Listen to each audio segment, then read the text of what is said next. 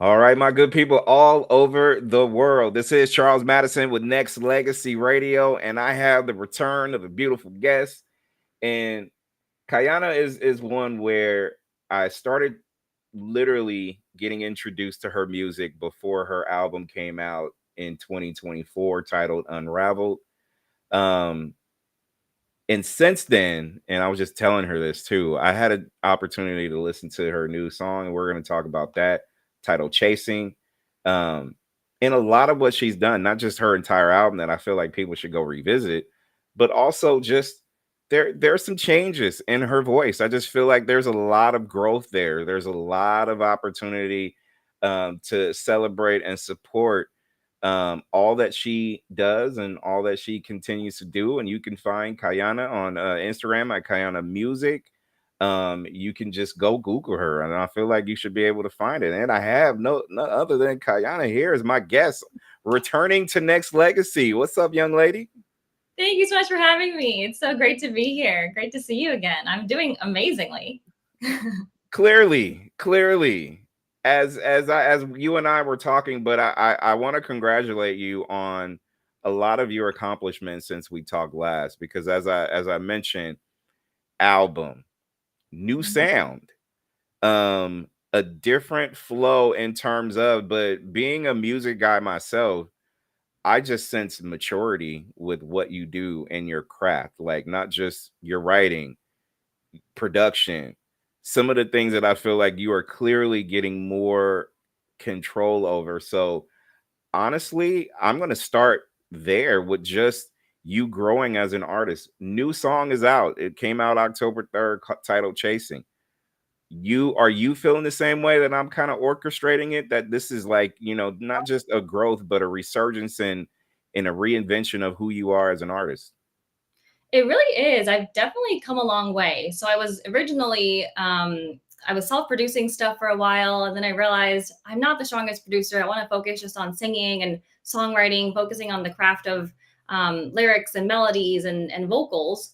And so I now outsource my production. So my new album that, well, not new anymore, the album that came out last year, that was in collaboration with two different producers. One of them lives in Ghana, and we co-wrote a lot of the stuff together, and we produced it together, and that was an amazing experience. But because it was a mix of different genres. We had Afrobeat, we had R&B, we had pop. I was kind of still experimenting with all different genres. What's different now with Chasing, I think, is that I'm trying to really hone in on what is my signature sound. And I'm a classically trained vocalist, so I trained classically, so that's kind of where my comfort level sits. But then doing pop and Afrobeat and kind of getting out of that space is super fun. And I still love it. I know, still go back to that. But I kind of want to figure out, like, where is the prime point of where my voice sits well, right? Um, Not to say that I figured it out yet and I'm gonna stick with just this one genre. I'm still open, but yeah. So this new stuff I'm working on, it's really, I'm trying to really figure out where my natural voice fits well without really trying to sound like someone else. I'm just trying to be me. I think that's a part of growth as an artist, experimentation. Mhm. There's so many artists in that I've either interviewed, talked to, or have witnessed that did anything from pop to rock, or rock to you know whatever genre you want to throw in. But I think you're right, especially from an artist standpoint. It's really about comfort level, what feels home, what is a let me search for other places where I can be able to fit in terms of what my sound should be. Mhm. And did you have a certain specific reason why, or you just really felt like, you know what, I just want to grow with doing different things? And I know you mentioned, what you were doing prior to, but was there more to it outside of just you just trying to find a home? Yeah, there was. So I'm now trying to break into the sync licensing space. So this is new for me this year. Trying to get out of, I mean, I'm still doing my own thing, writing my own music, putting stuff out, but my goal is really now to try to get my music on background for TV shows, films, commercials, things like that. And so now I watch TV differently, right? When I watch TV shows, I'm always thinking about who's that artist in the background, right? And looking them up and trying to see how they got to where they are. So that's my goal now, is really writing music that influences TV. And it's such a big space for independent artists. And so I'm learning a lot about that. I took a course on it. And then now I'm in this songwriting group called the Underground Mix. And it's an incredible community of people. Hmm. It's I think about 35 or 40 people or so. And we co-write together. The producer, Mark, that's on the track, Chasen, is from that group. And so it's a group of people that we're trying to all do the same thing, right? Like write music that influences TV. And so we find different partners to co-write and co-produce songs together. And we get feedback. And that's probably the biggest help for me now. Is I think before I was kind of blindly writing and like, hope it's good, right? And Yeah. getting feedback from friends and family, and they're like, it's great. But it's really helpful to have people in the industry giving feedback, and they'll say, like, redo the vocals here, change this, change that, add more of this and that. So that's been really helpful for me to have more clear guidance on what it should be, what the output should sound like. And then also in the group, we, play each other's music, and I hear feedback on other people's songs, and that helps me to figure out, okay, I should do that for my song too. And so it's a lot of back and forth, but it's actually really helpful. And so I think my goal really has shifted to writing towards like more background music for TV. And so it's a different style of writing entirely, because whereas my album, I was writing my story, right? And I was telling the story of my life.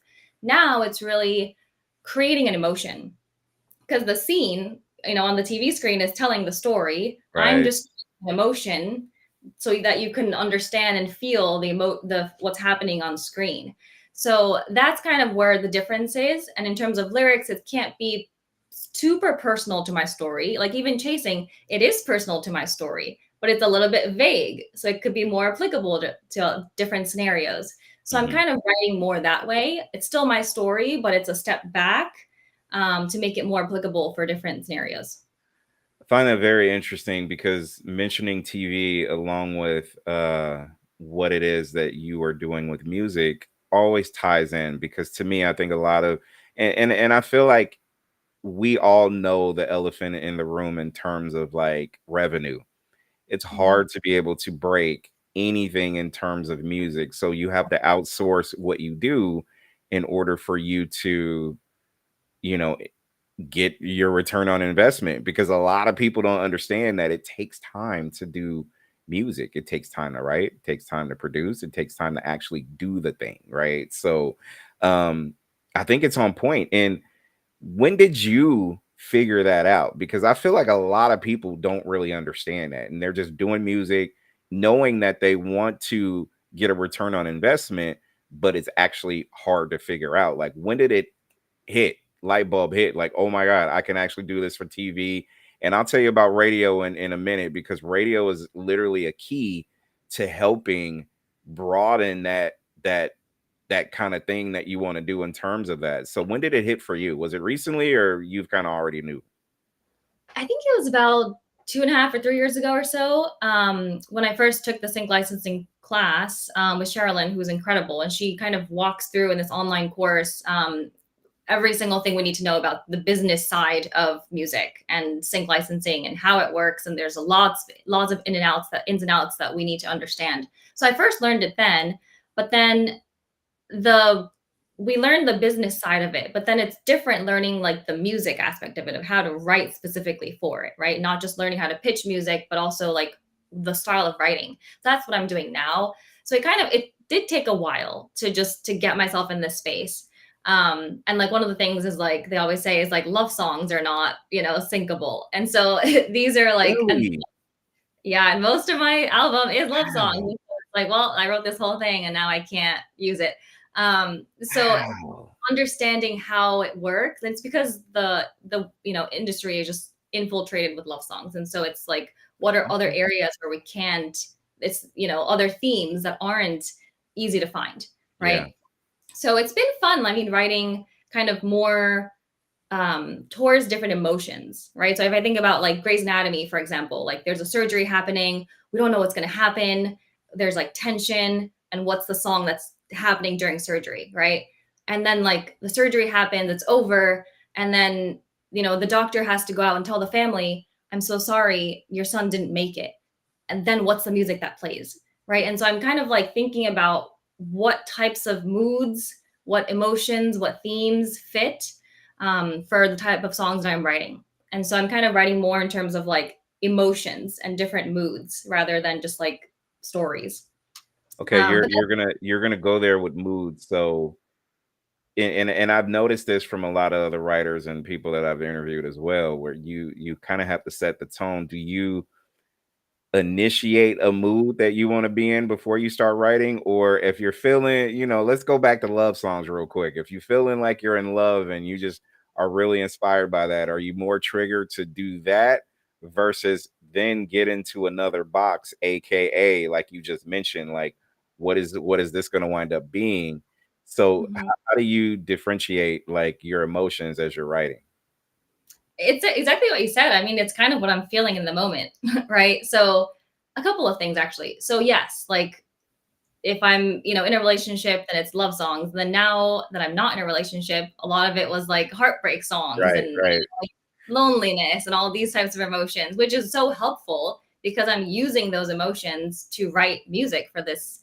I'm kind of like using this space right now that I'm in to get all these songs out, right, while I still Mhm. can.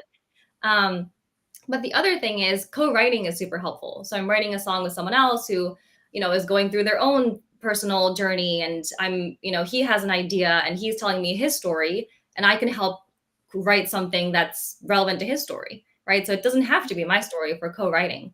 So that's kind of the beauty of working with other people.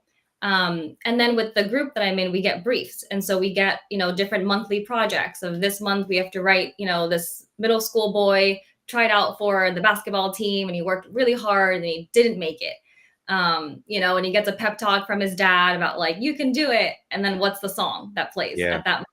Right. So we get briefs like that. So that's also helpful for me to put myself in these different situations and then write for that as well. Have you had any challenges per se in regards to just any of the things that you've had to deal with when it comes to writing? Not just suffering writer's block or, just opportunity may have come and gone, something to that effect. Have you had any stumbling blocks so far regarding just some of the things that you want to do?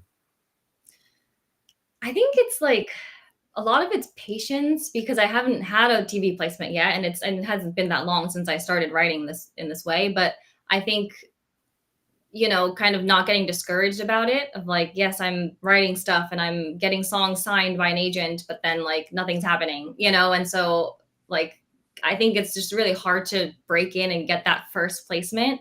Hmm. Um, so I think that's kind of the challenge of building the network as well. Like I'm kind of connected with a couple of different groups, but figuring out like who is it that I should be working with and who has the right connections and kind of establishing myself with the right people. What do you do to offset that, not just discouragement or that patience in regards to what you do? Because I know a lot of people suffer from exactly that, because I do. Like my tolerance of stuff is very minimal now, so it's different.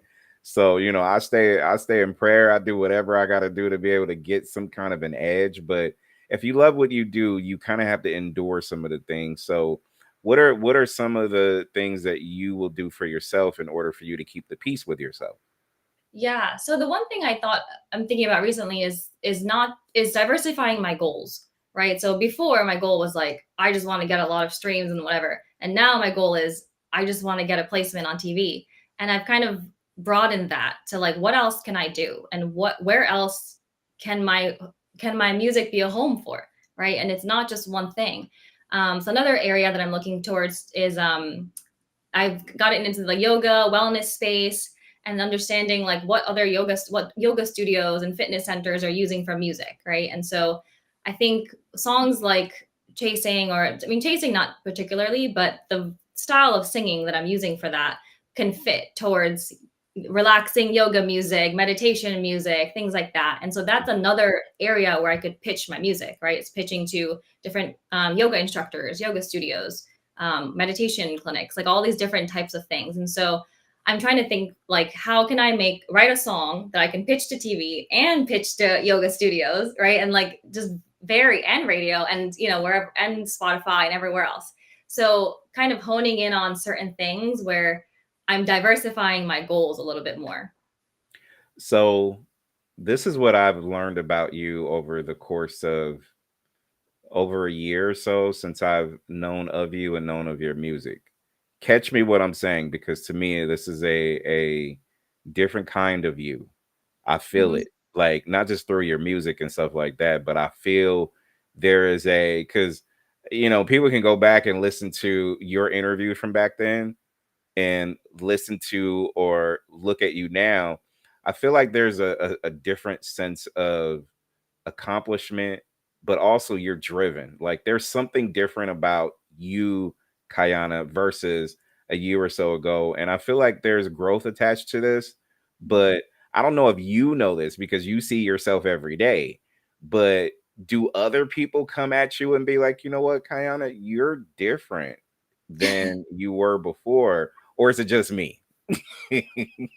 I think people can sense it. And I feel like this is kind of it's only been 4 days since I released the song, right? And so I've been working for a year and a half on music that I haven't put anything out yet. So no one's really seen anything. So I've kind of been working behind the scenes in my studio at home by myself, or on Zoom with other people for a while. And so no one's really seen anything since my album a year and a half ago. So you're kind of the first person I'm talking to is like noticing this. So I think hopefully as I start releasing music, because I'm going to start releasing every month now that I have a whole bank of songs built, hopefully that will start to happen and people will start to see a difference.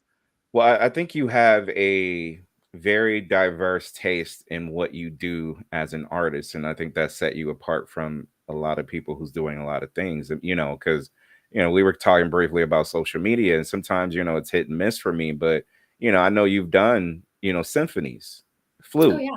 things like that too. Can you tell the folks a little bit about just some of your accomplishments doing that? Sure. Yeah. So I've actually been an oboe player for over 20 years. I started playing the oboe in seventh grade, and played various other instruments, clarinet, piano, flute, all that, or not flute, but clarinet and piano before that. Oboe is actually my primary instrument. This is what I do. And so I do feel like I have two separate worlds, right? I have my singer songwriter life, and then I have my classical music life. So I play oboe for the United Nations Symphony Orchestra. I've played with them for the past 10 years. And I've played oboe at NYU during my undergrad, and I love it. This is another one of my true passions. I'm a classically trained oboist. I still to this day study, and I also teach oboe to middle school students as well. And I love it. It's something I love to do, and there's something different about playing the oboe in a humongous symphony, right? Because it's when I'm doing music, I'm just singing alone in my studio and then sending my tracks to someone, going on Zoom and working on it. It's different. When I'm in a symphony and with 50 other people making music and the audience is there and it's in a huge hall, it just feels incredible. It's totally different. And I got the opportunity over the summer to play at Carnegie Hall in New York, and that's been my dream to play Wow. Carnegie Hall at one point. And I finally got to do that. And it was just like incredible. And so there's something different about it where it's like we all come together, all 50 of us, working really hard for months. And then we put this show together, and there's just a sense of camaraderie, um, that I don't get necessarily with the singer songwriter life. So I love having both. And eventually I would love to combine the two. I've done like I tried doing like Afrobeat oboe, like playing oboe on my tracks, doing oboe Mhm. covers for my songs. So eventually, I'd like to kind of figure out how to fuse the two. I feel like, yeah, I feel like if you're determined, you're gonna wind up doing it. And knowing what I know about you now versus even back then, I just feel like there's levels to even your growth. So you're gonna evolve and do all the things or different things that I know that you are capable of doing. So I wouldn't be surprised if you came at me and be like, "Hey Charles, I got this new sound I want you to listen to," and it's gonna be that. So, and it's gonna be something that you're gonna create and show the world and things like that. So I have all the confidence in the world as far as just that in itself. So, what are your thoughts on radio? because you and I kind of touched briefly about it as just in general, and I feel like radio is necessary, but a lot of people don't really know the magnitude on how it can really play into ad placement. Like, you talk about TV and different things like that. Um, Talk to me about just about your thoughts. Yeah, I don't think I know enough about it, to be honest. And I have Okay. been on a couple of radio stations, like select songs. I've been on different radio stations, um, and I've done these radio interviews. I don't know that all of my music makes sense for radio. I think it depends, right? But that's something I'm curious to hear your thoughts on. But it's something I don't fully know much about. So I'm curious to learn more about from you and how that works. Well, I think you and I will definitely talk a lot offline. I think, our reconnection comes at a perfect time when it comes to your growth. But I think radio placement, and I'll, tell you, the world already knows, but I'll tell you again, your music has always been on rotation on this station. And Amazing. Chasing is the new one that's now on rotation. But deeper than that, it gets into the point where there's so many different people outside of the United States and other countries who can listen to you for the very first time. And Mhm. what happens is simple is there's going to be a company, somebody who is going to listen to the station and catch Kayana's music and find out like, oh, that sound, I want that sound, not just on TV, but I want it for this, thus beginning their search for you and things like that as well. So you and I will connect a little deeper on that, but I also think that it's another way of paying it forward. Mhm. Stations are weird now. They have, different weird agendas when it comes to like radio rotation. But me, I play everybody stuff. Anybody who really and truly uh, you know, is going forward when it comes to their craft, it's important to be able to get their music out to the people.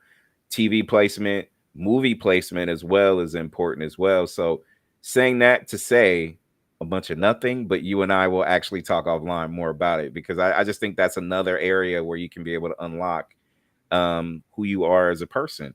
And with that being said, what are your thoughts actually about social media as well? Like we talked about radio, you and I, where we're gonna stay connected in that. But what about social media? What are your thoughts?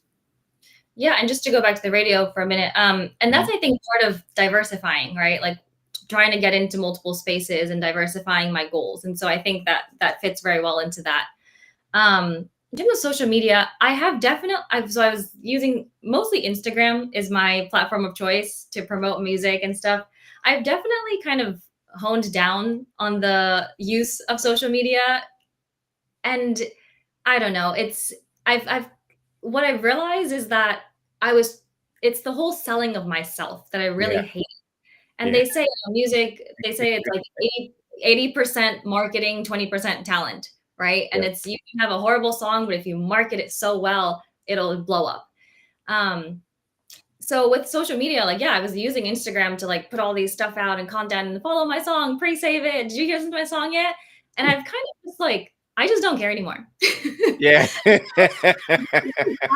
You know, I'll do a blast. If you listen, great. If you don't, it's okay. Right. See, oh my God, I love you for saying this for this reason. It's a tool. It should only be a tool. It's not even like a thing where I want to you know how we reconnected because I joined your mailing list a while ago. So bam, there we go. New music. My girl's out. I gotta go hit her up and ask her. It wasn't through Instagram. I didn't slide in your DMs or I didn't do none of that, right? It was just organic. And I think people who's really checking for people at the end of the day knows that when you do business offline, meaning not just on social media, it creates a whole level of like respect and admiration and inspiration to those who literally you're watching for, right? So you and I same page when it comes to that. It's there, but also I need people to go to to your website or where they have like some of the stuff going on, right? Like I think it's super important, which is the reason why Chasing by Kana. If you scan that right now, it goes straight to her information right now. If you scan that now, not now, but right now, it's important. Not her Instagram, nothing like that. It's super important. So it's all good in my opinion. But no, you're spot on when it comes to that, because I just think people need to have a deeper relationship with the people they want to support. Hmm. That simple. Yeah, and I That think it's simple. also, like I'd rather have like 100 very dedicated listeners and supporters than have 10,000 that don't really care, that I don't even know and aren't, are kind of just there. So I'm also trying to like kind of figure out that as well, of not over promoting, but promoting enough. I'm still doing promotion, but in more of an organic way. So it's kind of still something I'm working on with this new single. But again, it's only been 4 days since I'm trying this whole new thing out. So I'll see what works and pivot as I need to each month with each release. No, you're doing well with it, and I think that any add-on should be celebrated and things like that too. I think it's important. Um, what about video? What about, do you have something coming up in terms of chasing or any other like video projects that you're going to be working on in terms of like merging your music along with videos? Because videos is still important in my opinion. So So as of right now, no. But as you know, I have a lot of music videos out on my YouTube channel. yep, I had so much fun filming those. I filmed one in Hawaii with my friend.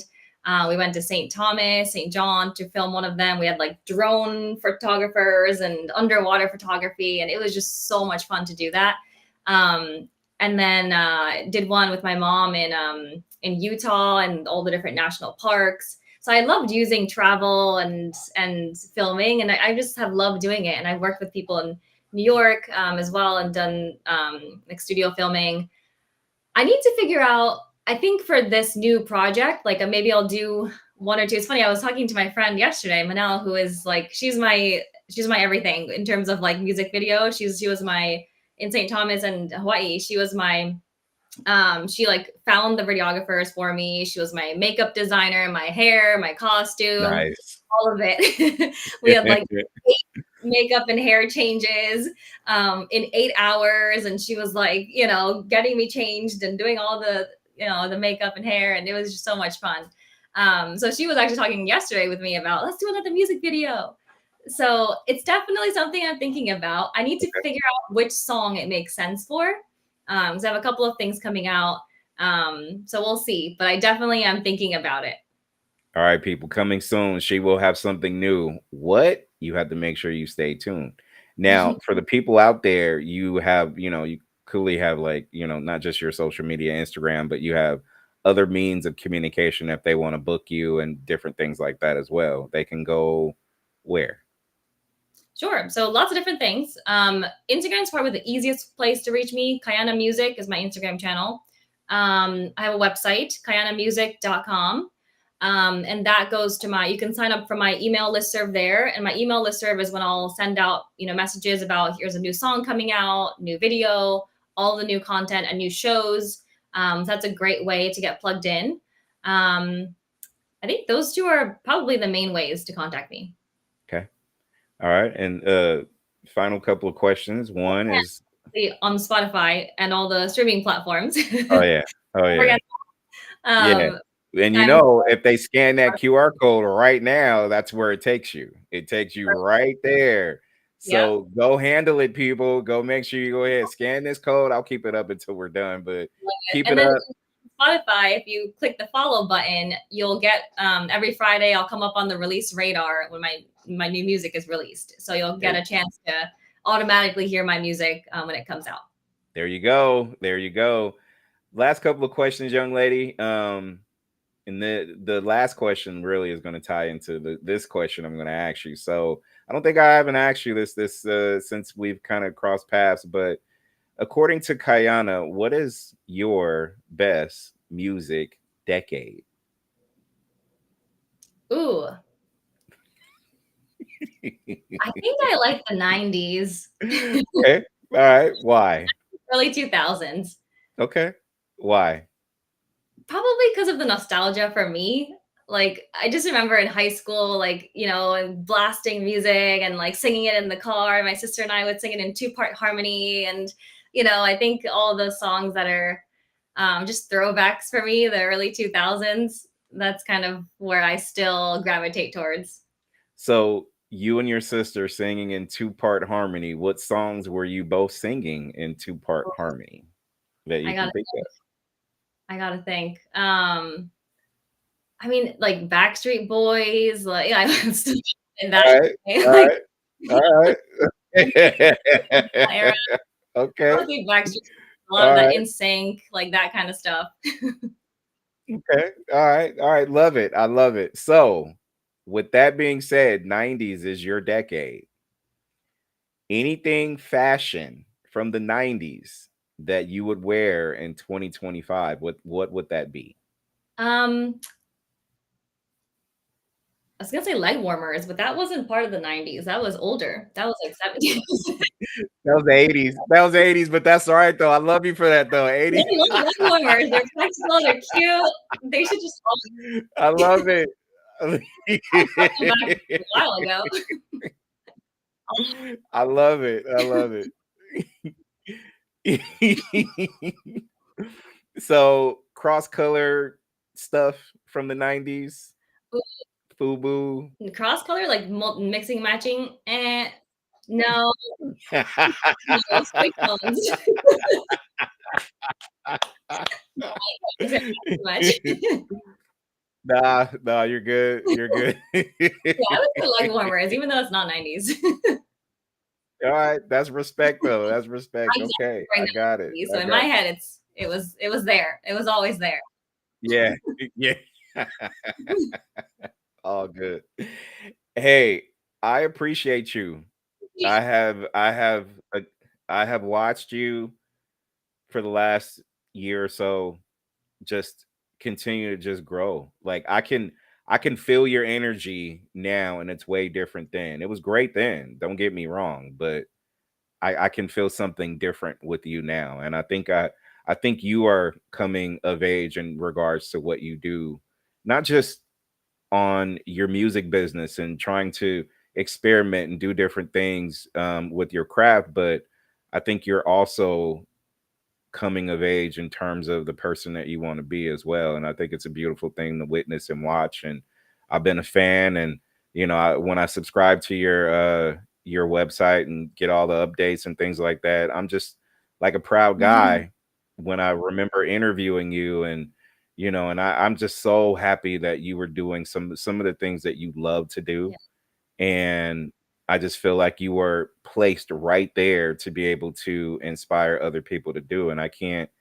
thank you enough, not just for coming to hang out with me again, but just to see evolution, see that you have not given up your craft and you have picked up a different fight to be able to get more exposure for yourself. And you are a blessing, a true blessing. So appreciate that proud of you. so much. I love that, and I hope that I know that you'll continue to follow me and see my growth and see all the songs I have stored in my computer that's gonna go out to the world very soon. So I'm super excited for you to be part of that journey.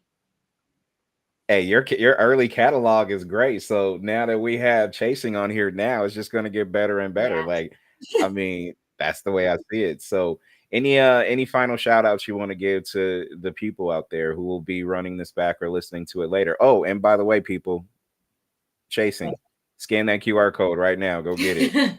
Yeah, I mean, I just big thanks to like Devin and the underground mix community for really inspiring me. Like I've come this far. I feel like because of his group that I've really worked with different people in his group this year.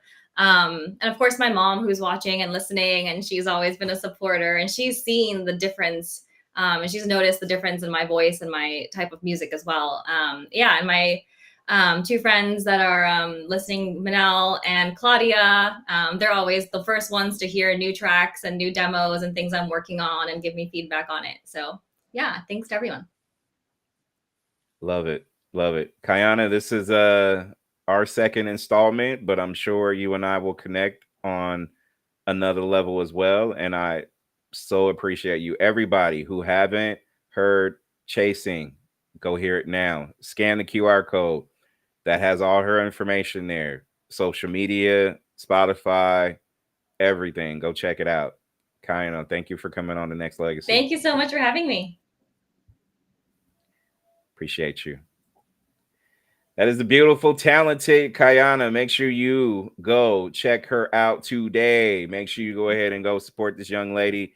As I mentioned, I can't thank her enough for her evolution. Seeing people like her enhance her craft is really and truly a beautiful thing to be able to witness and watch. So make sure hashtag do whatever you can with Chasing and Kayana, and just go ahead and continue to spread that love and support for her music and for her body of work. Her catalog is just growing, people. Get on the train now. Don't miss. Appreciate everybody for tuning in to Nexxlegacy Live. Until the next time.